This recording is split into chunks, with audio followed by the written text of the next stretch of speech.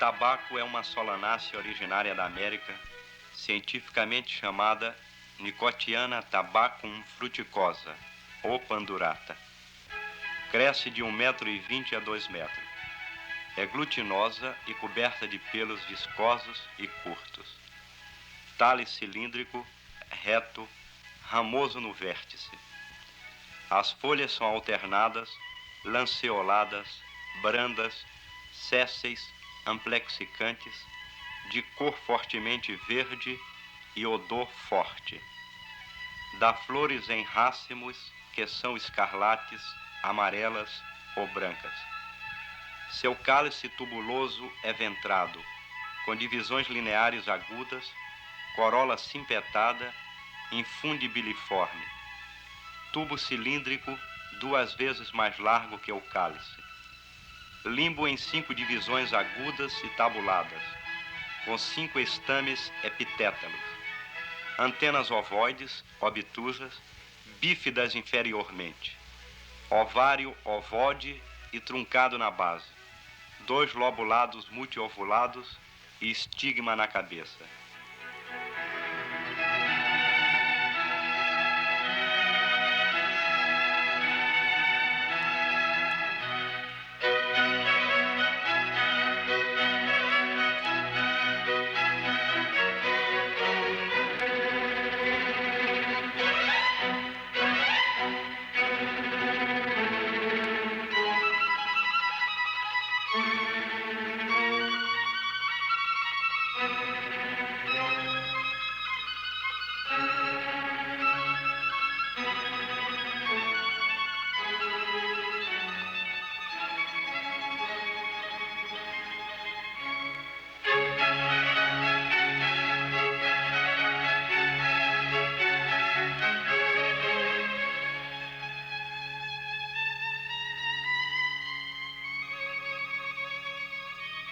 O fumo é uma cultura praticada quase que exclusivamente por pequenos agricultores, geralmente em regime de trabalho familiar.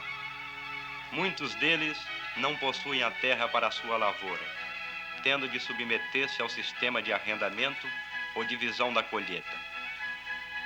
A área cultivada por cada agricultor varia em torno de 2 a 3 tarefas, cerca de 4.350 metros quadrados cada tarefa, sendo a produção por tarefa 60 a 70 quilos de folhas, média que poderia ser aumentada se os lavradores pudessem melhorar a produtividade da terra com adubação racional. A espécie de fumo nesta região cultivada é o Bahia Brasil, que, embora sendo produto de exportação, não beneficia ao lavrador, já que sua produção é vendida por preço mínimo, sendo classificado para exportação pelos armazéns compradores, únicos beneficiários da diferença de preço. Segundo estudos do Instituto Baiano de Fumo, se essa lavoura fosse submetida a um processo empresarial e orgânico de produção, daria um prejuízo de 419 cruzeiros novos por área de 2 tarefas cultivadas, já que os lucros obtidos através do trabalho familiar não ultrapassam a 130 cruzeiros novos. A colha de fumo é o seguinte: nós lutamos na roça para plantar o fumo, mas não é coisa que dá produção, mas é o trabalho. Eu mesmo, por exemplo, tenho uma família grande, né? Bom, vivo na roça porque não tem outro giro de negócio. E então, é por isso que sempre eu vou em São Paulo, né? Bom, porque a lavoura do fumo não dá. Bom, a gente colhe o fumo, quando é no tempo que a gente está colhendo o fumo, é a conta da despesa e olha lá, e muitas vezes ainda fica devendo. Eu, no ano passado, eu pesei 80 arrobas de fumo, né? Quando eu tirei as contas no fim, ainda me faltou 50 contos para realizar meu débito, ainda fiquei devendo. O fumo no estado da Bahia obedece uma classificação de acordo com a zona de produção. Essas zonas estão mais ou menos próximas ao recôncavo do estado e se classificam segundo as suas origens em Feira, a zona de Feira de Santana, a Mata Norte, a Mata Fina, a Mata Sul e o Sertão. Entre todos, o de melhor classificação em função da qualidade é realmente o de Mata Fina. E compreende os municípios de Cruz das Almas, os municípios de Muritiba, Conceição do Almeida, São Gonçalo, Conceição de Feira, São Felipe e parte de Santo Antônio de Jesus. Ele é produzido pelos lavradores e vem para ser classificado no armazém de acordo com uma classificação regulamentada pelo governo federal e pode ser classificado de acordo com o tamanho das folhas em patentes finos superiores, patentes finos, PP ou patente, 1P ou flor, primeira, segunda, 22, terceira, 33, marca O, FEA, FELE e FELEME, FER, XXA, XXB, XA e XB. Aliás, esses fumos são todos em manocas, que são arrumações de folhas, de mais ou menos 10 folhas por cada manoca. Mas os fumos chegam no armazém com folhas irregulares, folhas defeituosas, e essas precisam ser eliminadas. A técnica de trabalho empregada é a mais rudimentar e tradicional, e o aproveitamento da mão de obra é empírico. Os trabalhadores nos armazéns são temporários e apenas empregados durante as épocas de safra, que duram no máximo 3 meses. Passado o tempo de trabalho, a maioria busca empregos domésticos e o restante volta para seus roçados. O trabalho de classificação é inteiramente manual, o que acarreta aos trabalhadores uma série de doenças profissionais.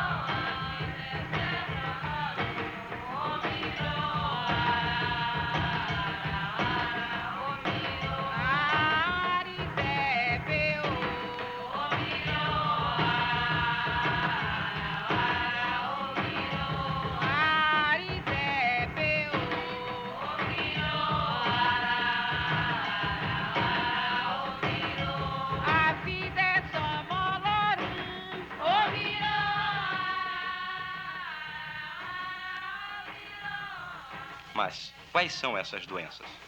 É muito comum aqui no nosso meio as alergias respiratórias, principalmente as asmas brônquicas e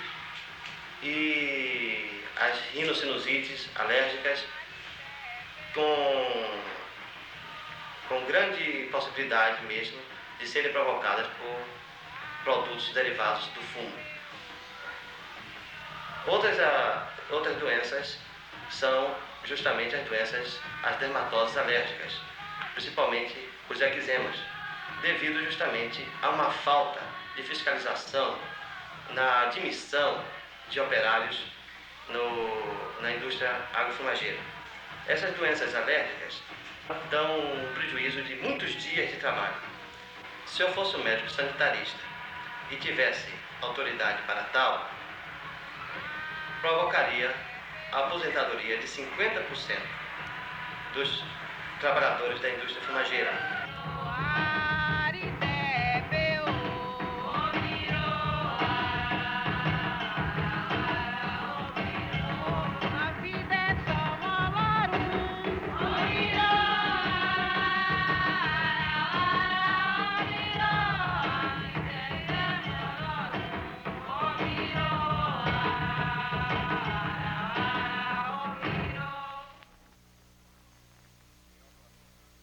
Senhor Saturnino Ferreira Conceição, presidente do Sindicato dos Trabalhadores na Indústria de Fumo de Cruz das Almas.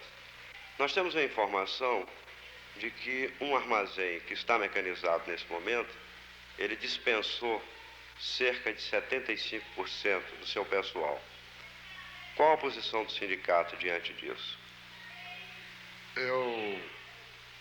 Não é puxando, como diz a gíria, o saco dessa firma, mas discordo. Essa notícia.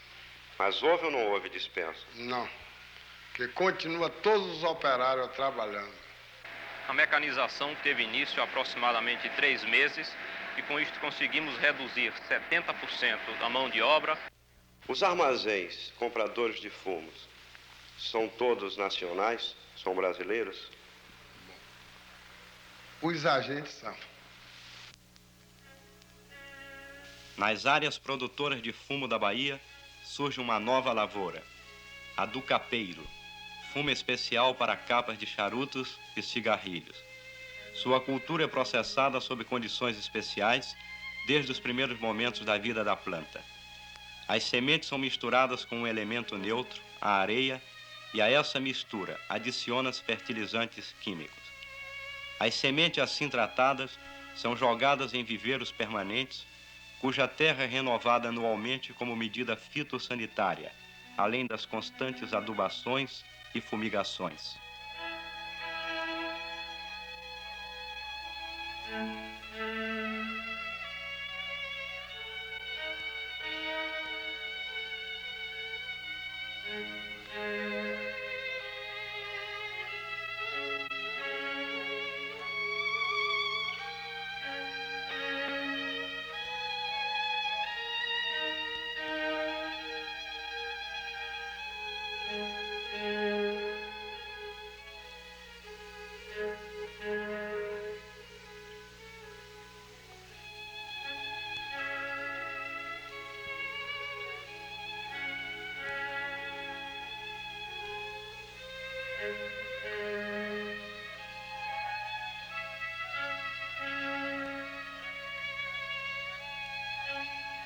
A assistência permanente positiva-se através de pulverizações diárias de fungicidas e germicidas, além de replantio, molhação, remoção de ervas daninhas e extirpação de excedentes de muda.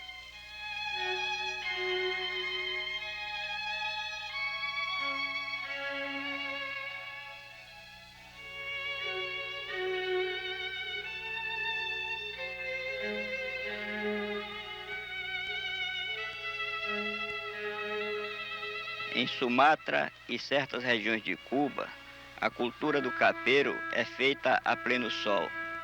Na América do Norte e na Bahia, Brasil, a cultura do capeiro é artificializada sob toldo de gaze ou acrílica.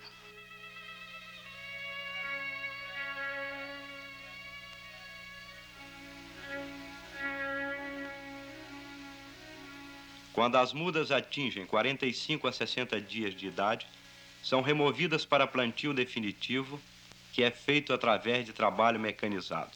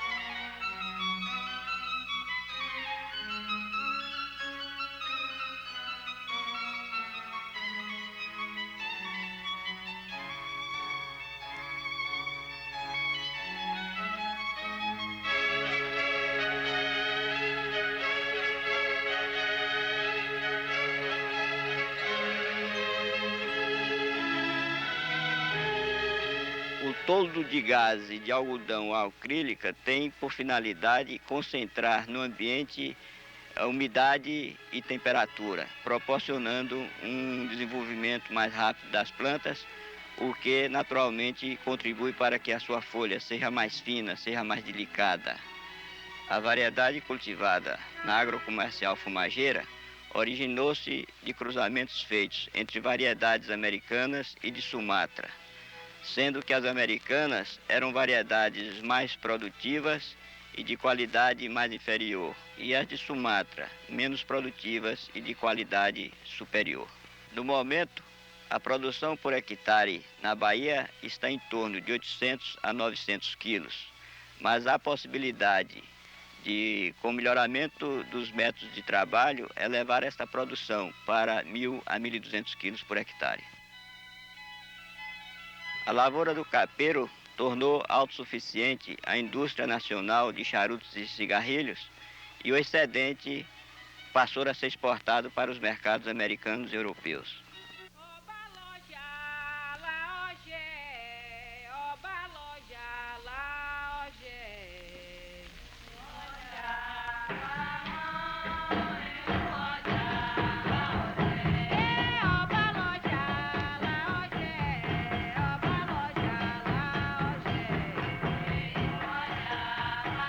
Qual o percentual de aproveitamento na indústria do fumo produzido na Bahia?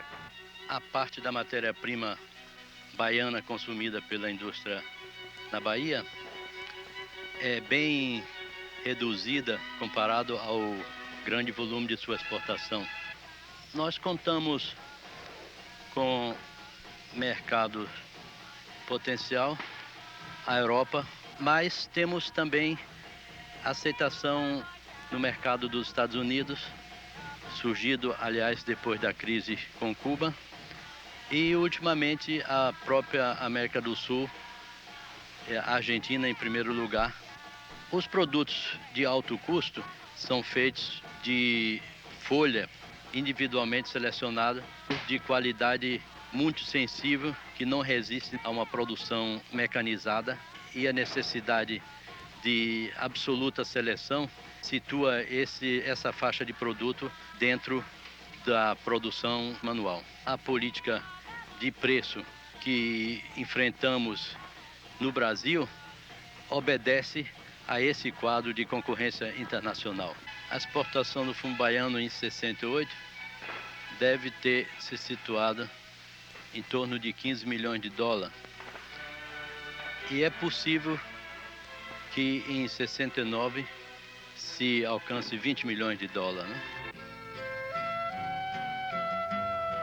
Nas margens do rio Paraguaçu, duas cidades, Cachoeira e São Félix, outrora rainhas da lavoura fumageira, desenvolveram-se e atingiram culminâncias de Fausto, hoje apenas lembrado pelas suas ruínas. Com a Segunda Guerra Mundial, várias firmas exportadoras, impossibilitadas de escoar os estoques acumulados em seus armazéns, encerraram suas compras, fecharam suas fábricas, algumas chegaram à falência. E essas cidades, que se orgulhavam dos seus monumentos coloniais, de suas tertúlias literárias e suas mocinhas que falavam francês, entraram em decadência, que se acentuou mais tarde com a emancipação de seus distritos produtores de fumo.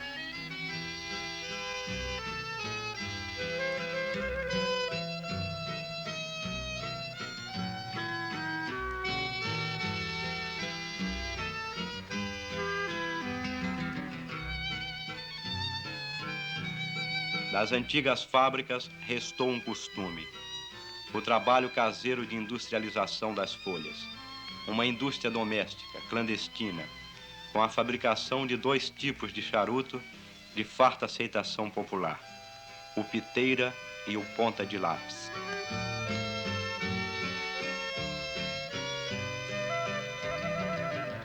Essa indústria clandestina, além do vasto consumo popular, tem uma outra fonte de subsistência. Algumas fábricas compram esses charutos e com isso baixam seus próprios custos de produção, já que não têm obrigações trabalhistas com as charuteiras.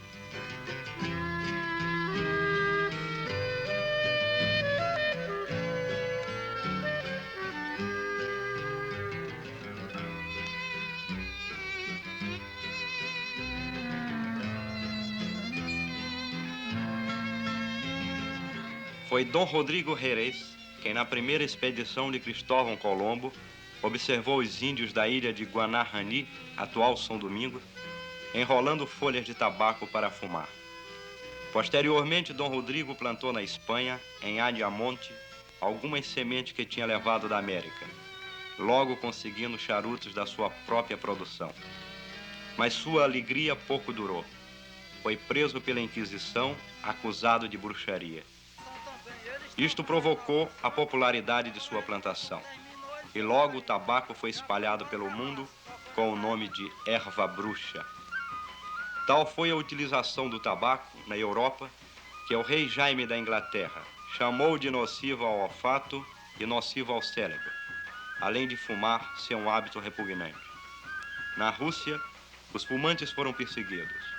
Cromwell, mais tarde na Inglaterra, ordenou a destruição das plantações. E o sultão Amurá IV mandava cortar o nariz e os lábios dos fumantes.